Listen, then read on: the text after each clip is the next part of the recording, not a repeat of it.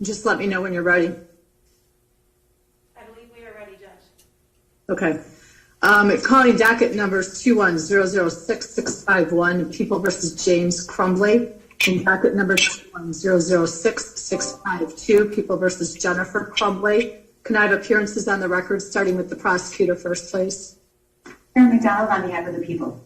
Thank you. Mark Keast on behalf of the people. Good afternoon, Your Honor. Marielle Lehman on behalf of James and Jennifer Crumbley. And good afternoon, Your Honor. I'm Shannon Smith on behalf of James and Jennifer Crumbley. Today is the date and time set for the defendant's motion to amend bond. The court is hearing this motion by Zoom. Both defendants are at the Oakland County Jail and are appearing by Zoom, as are their attorneys and the prosecutor. Any objection to appearing by Zoom, prosecutor?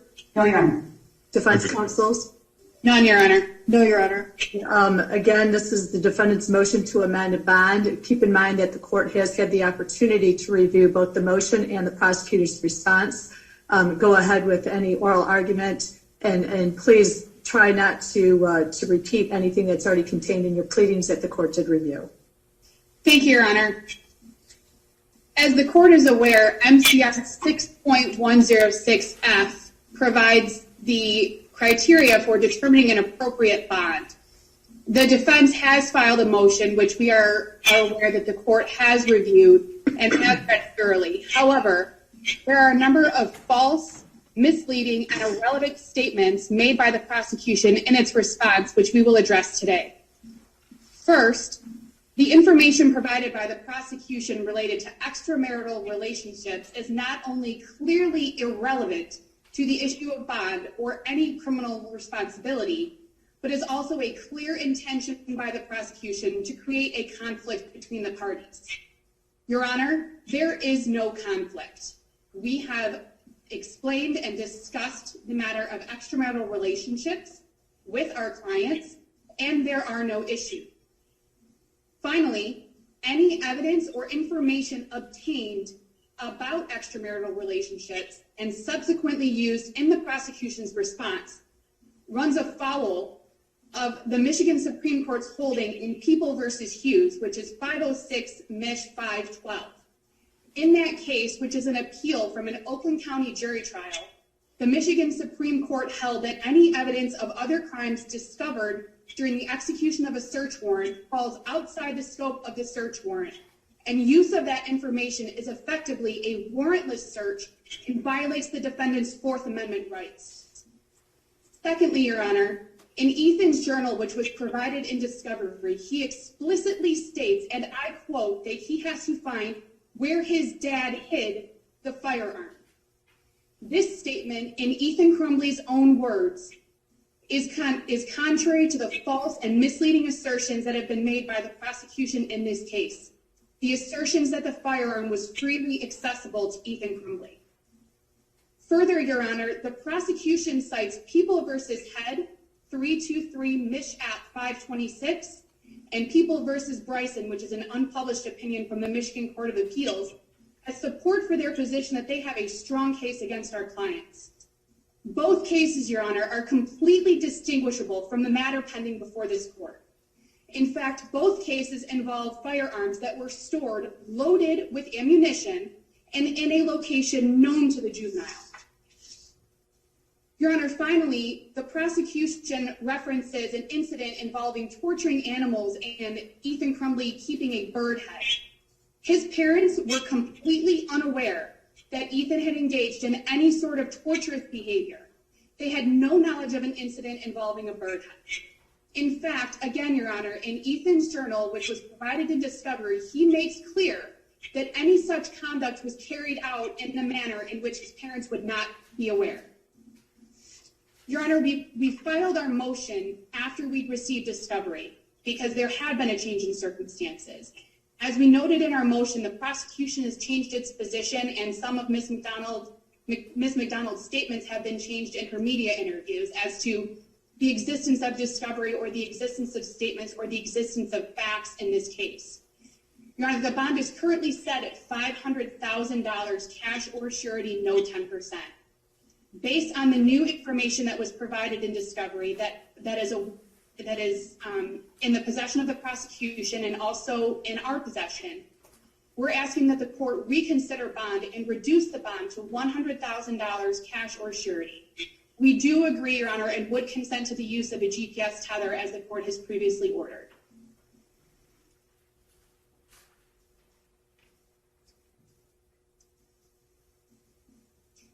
Your Honor, you're on mute. Ms. Lehman, I assume your argument is as it relates to both defendants, is that correct? That's correct, Your Honor. Okay, any response from the prosecutor's office, and who is responding? Yes, Your Honor, I am going to address the issue of flight with regard to bond decisions. Mr. Keese is going to outline the facts of the case. And of course, we absolutely object that we have changed positions, but I'm going to leave that for Mr. Keese to outline. Bernard, as you know, one of the underlying factors here is whether or not defendants are a flight risk. And one of the things to consider for the board, as you know, is ties to the community. Your Honor, the defendant's employment is something that I need to highlight. James Crumbley had employment as a delivery person for DoorDash. That's employment that is entirely discretionary and is up to the actual individual. Jennifer Crumbley's employment has been terminated by her employer since the charges were issued. All of the items in their home are being removed and put into storage. Their home is being placed on the market for sale, according to their own attorneys. Their family members in Florida are negotiating the sale of their horses, which is the only other asset they have. And with regard to ties in the community, there are no longer existing ties in this community, but even more importantly, the only ties these two individuals have, other than their son, who is awaiting trial, is their ties are out of state. Both defendants' families live in Florida. Defendant James Crumbley's other children, his parents and siblings live in Florida. Jennifer Crumbley's father, mother, and brother live in Florida. These family members all have been supporting and handling their affairs. These are some of the same family members who've been arranging their items placed in storage, the sale of their horses, and putting their home up for sale. Finally, with regard to flight, we need to talk about and address what Jennifer and James Crumbley did on November 30th, just hours after their son murdered children in a school. They started making plans. On November 30th at 4:42, defendant Jennifer Crumbley texted a contact she needed to sell her horses stat. Upon information and belief in charges against their bank accounts, they drove to Lapeer and stayed a night in a hotel. At some point on this date, they also purchased a total of 4 cell phones, 2 of which were duplicate numbers, which were provided to law enforcement, and 2 additional ones were numbers that they did not provide to law enforcement. At an unknown time on that day, additionally, they drained their son's bank account, transferring $3,000 into their own account, leaving him with a balance of 99 cents. On December 1st, at around 9 a.m., they checked into a local hotel in Oakland County within miles from your court, Your Honor. At 11:23, more contacts were discussed about the sale of the horses for $5,000. On December 2nd, at 9 a.m., a withdrawal of $2,000 was made from their bank account. Text messages and testimony will reveal that the Crumbleys expected to be criminally charged the next day. On December 3rd, at 9:30 in the morning, they checked out of that hotel. Before leaving, they abandoned their second car in the back parking lot with the plate facing back. At 10:05, Jennifer Crumbley responded to a text about finalizing the sale of the horses and indicated that they were awaiting charges announced at 12 o'clock. At approximately 10 o'clock, she called Andre Sikora and said they needed someplace to sit while decisions were made. They had nowhere else to go. At 9:16, they withdrew an additional $4,000 in cash from their bank account. They then drove to a location at 1111 Bellevue, Detroit. At 12 noon, the swear to was performed in your court and charges were announced. Once they arrived at this building, they never left the premises except once to smoke, and also when James Crumbley moved their car so that the license plate would not be visible. And at approximately 1:30, they told Andre Sikora that they had been charged criminally. At that point, they requested that he leave the the studio and go get provisions for them. They asked for vodka, orange juice, and socks. He also secured a mattress and bedding for them. At 10:47 p.m., opposing counsel texted to the fugitive apprehensive team that we will get them in. They wouldn't have paid us what they paid if they planned to run. At 10:50, officers were dispatched to that location. Once inside in the art studio, they remained in the locked doors, even after multiple law enforcement officials entered the building and announced loudly and repetitively, police. They remained behind the locked door, crouched by a mattress on the floor. Once they were taken into custody, they possessed Jennifer's social security card, more than a dozen credit cards and gift cards, 4 cell phones, $6,600 in cash. And 2 of those cell phones were trapped burner phones, and one they had smashed in an attempt to destroy it. Your Honor, these are not the actions of individuals who wanted to turn themselves in. They had knowledge of the pending charges based on their text messages. And what did they do? They didn't go across the street. There was a police station across the street from their hotel. There was nothing that was preventing them from staying right there. They didn't go to the court. They didn't turn themselves in. They fled to another county. And nothing prevented them from staying in Oakland County. Once they left the county, they went to an undisclosed industrial site where they tried to conceal their presence. And once the charges were issued and they were informed, they asked the court to purchase bedding for them along with vodka and orange juice and other food items. Their phones they possessed were unknown numbers to law enforcement, and they purposely concealed themselves and their car. Even up until the last moment, they didn't open the door. They remained behind a closed door, crouched on the corner, and they were apprehended with $6,600 of cash and 10 credit cards. They are a serious risk of flight, and we urge you to deny their motion. Mr. Keese will address the issues of likelihood of conviction. Thank you. Thank you. Your Honor, defense counsels have alleged that we can't prove our case. Under the court rule, under MCR 6.106, they're certainly free to do that. But when they do, we have an obligation to correct the record. Our response provided this court with just a snapshot of what the evidence will show when the examination begins on February the 8th of this year. This case is strong. Defendants will be convicted. Once they're convicted, they will go to prison. They're charged each with 4 counts of involuntary manslaughter. It's important to remember that these counts of involuntary manslaughter are based upon alternative theories. They are not mutually exclusive. They committed these crimes by being grossly negligent in the storage of that firearm or by breaching their duty as parents. The evidence admitted will prove both of these theories. The evidence will show that Ethan Crumbley was gravely troubled. He was fascinated with firearms. He was violent. He displayed terrifying tendencies and behaviors, and he literally sketched out what he had planned to do in his journal and his drawings. Even a cursory review of the forensic examination the cell phone seized showed that the negligence on the part of these defendants and their failure to perform the duties of their parents far perceived November the 30th. The evidence will show that as far back as March of 2021, Ethan Crumbley would text his mother, Jennifer, on more than one occasion, and always when he was home alone, that he thought there was a demon, a ghost, or someone else inside the home. These weren't one-time messages. He would repeatedly text what he was perceiving to his mother, who sometimes would not respond for hours. The evidence recovered from Ethan Crumbley's phone shows that in May of 2021, he was torturing and killing animals. He did this at the family home. He filmed himself doing it. That film was on his phone. Not only did he film those actions, but he kept a severed head from a bird that he had tortured and mutilated in a jar in his room for 6 months.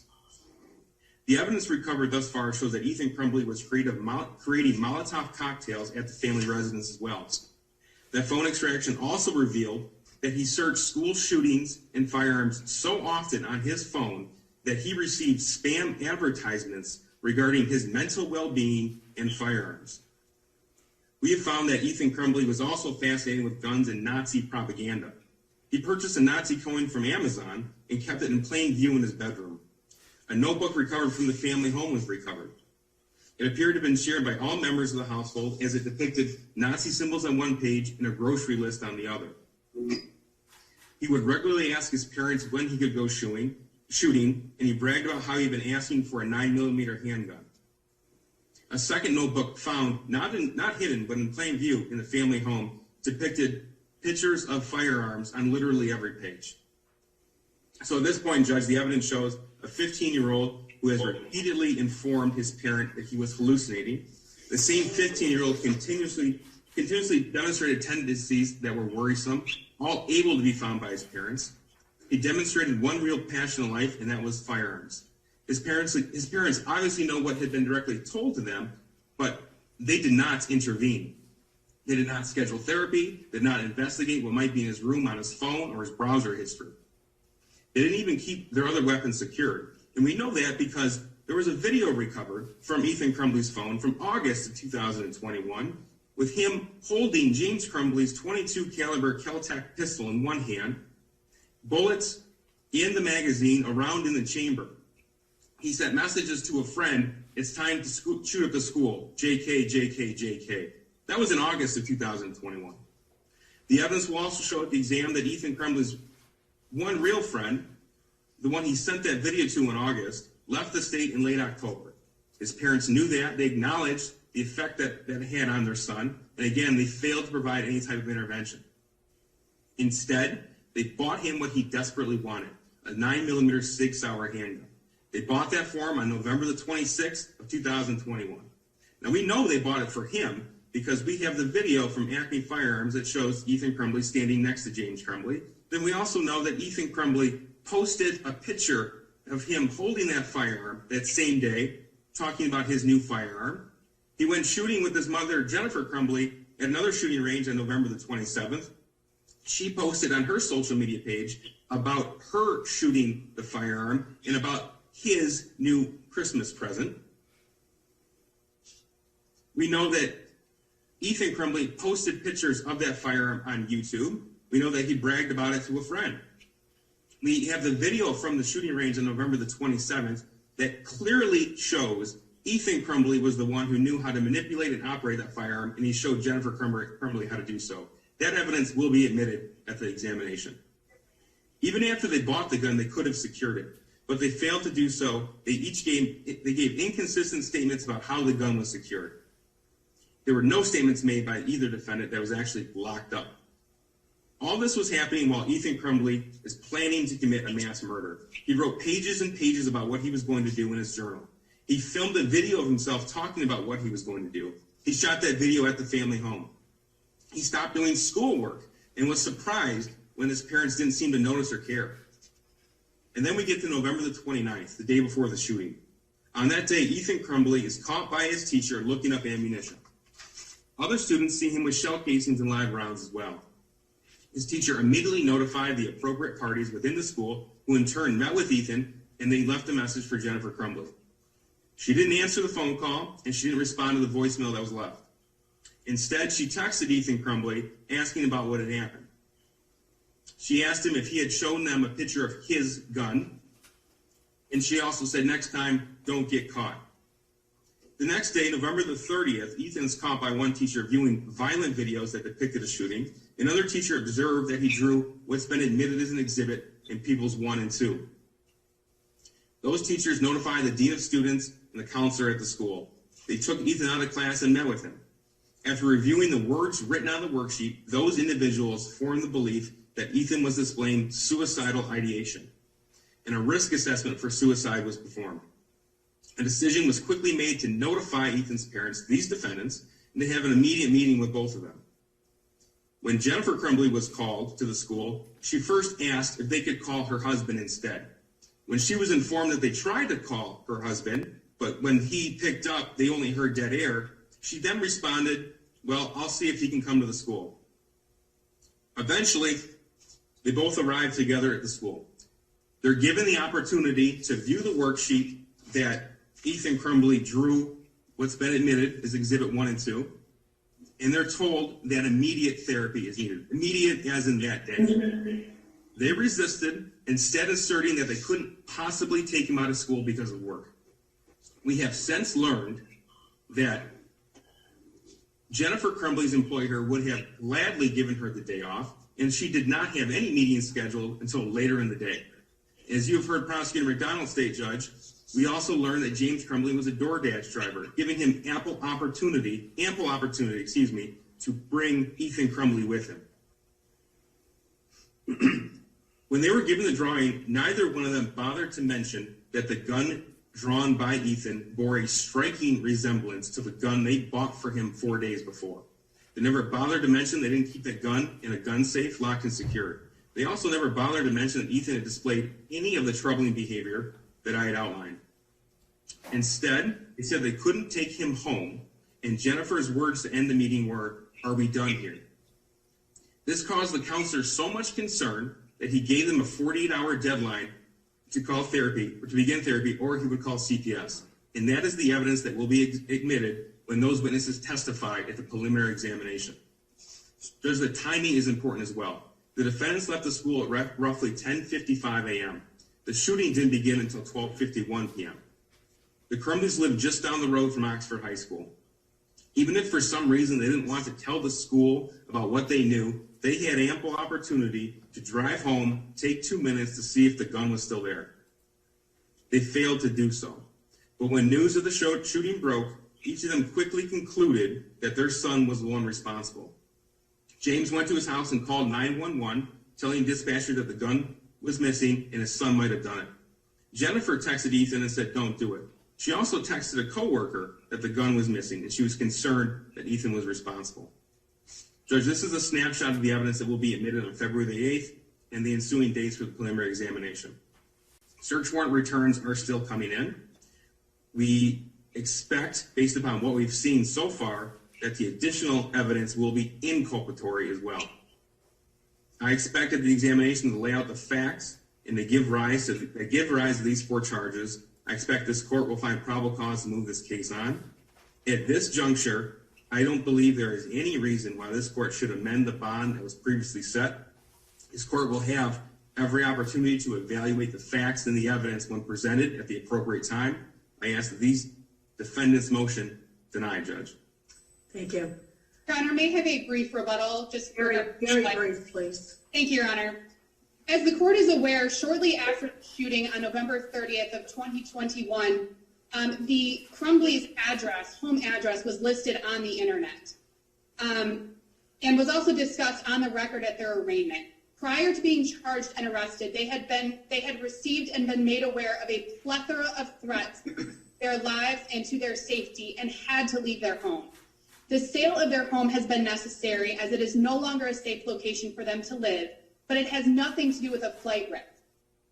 Your Honor, further and of importance is the prosecution in this case is trying to avoid the fact that the defense had repeatedly tried to contact them and to connect all day to make plans to turn our clients in on the charges that had been sworn to at noon that day. So, Your Honor, they were not trying to flee, Your Honor. They are not a flight risk. They were not a flight risk, and we're asking that the court grant our motion to reduce the bond. Thank you. All right, we are here today for purposes of the defendant's motion to reduce bond. The court has had the opportunity to review the pleadings that were submitted by both parties, along with listening to oral argument today. I want to point out that the court rule that applies to this case is MCR 6.106. That court rule requires that the court set a bond that will assure the reasonably assure appearances of the defendant for all court hearings, and also reasonably assure any risk and or evaluation of risk to public safety. The factors that the court is to consider are all listed in subsection F of the court rule. Those factors, and some of they are not mutually exclusive, but those factors include prior criminal history, and in this case, the defendants did have a prior misdemeanor conviction in the state of Florida. Their record of appearances or non-appearances at court proceedings or flight to avoid prosecution, the defendant's history of substance abuse or addiction, the seriousness of the offense charged, the presence or absence of threats, and the probability of conviction and likely sentence, the defendant's employment status and history, and financial history as the factors relate to the ability to post, and facts indicating that the defendant's ties to the community, including family ties and relationships, and lengths of residency. In this case, the court makes the following finding. that the defendants in this case have ties to the state of Florida. In fact, they did reside in the state of Florida, and as the prosecutor indicated, they still have family in the state of Florida. After the charges were issued, the defendants did not voluntarily turn themselves in. Instead, they were found in an abandoned building in the city of Detroit. Their vehicle was hidden to the extent that they were trying to avoid anybody being able to see their license plate. They withdrew a substantial amount of money from bank accounts, and they were not answering attorneys' calls. The seriousness of the charges, I think, is self-explanatory. They are each charged with 4 counts of involuntary manslaughter. So taking all those factors into consideration, the court finds that the bond as set is reasonable and is denying the motion to amend the bond. We will continue to the preliminary examination on February 8th. And at that point, the court will make a determination as to whether or not other days are necessary for purposes of conducting the preliminary examination. Before we disconnect, I do want to have a conversation with all attorneys in a breakout room. So Amy, if you could please put the attorneys in a breakout room with me, please. Thank you, Your Honor. Thank you, Karen. Thank you, Judge.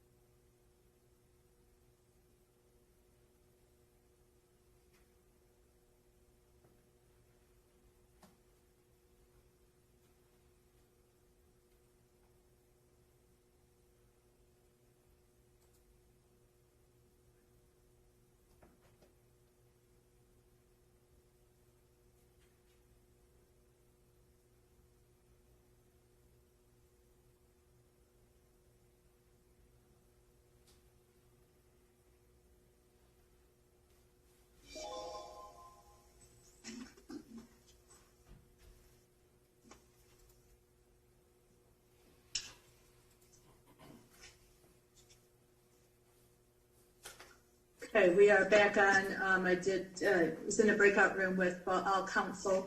And at this point in time, we are going to proceed to the preliminary examination on February 8th. Any future dates that need to be scheduled will be addressed on that date and time. Additionally, after discussions with both counsel, or all counsel, I should say, the court will be expecting an amended order from the attorneys relative to the protective order in accordance with their conversations. Okay, any questions on behalf of the prosecutor? No, Your Honor. Any questions on behalf of defense counsel? No, Your Honor. No, thank you, Judge. All right, you're all set. Thank you. Have a good day.